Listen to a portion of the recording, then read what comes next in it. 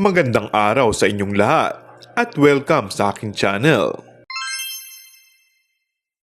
Tila tumutukoy naman ngayon ang kontrobersiya sa pagpapanibago ng prangkisa ng ABS-CBN ngayong taon. Isa sa inaabangan ngayon ay kung ano ang magiging kapalaran ng prangkisa ng ABS-CBN.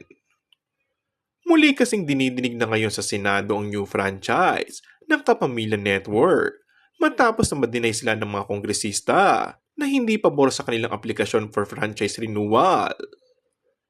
Ang tanong ay kung pahihintulutan kaya ng Pangulong Marcos na muling makabalik sa ere ang ABS-CBN. Maaalalang sinabi na noon ni Presidential Aspirant Ferdinand Bongbong Marcos Jr. na ipapaubaya niya sa Kongreso ang pagpapasya sa prangkisa ng ABS-CBN.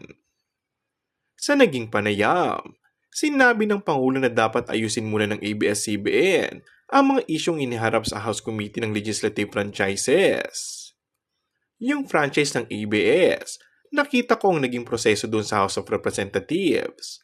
Ang naging problema kung bakit hindi natuloy ang extension ng prangkisa ay dahil may mga nakitang problema.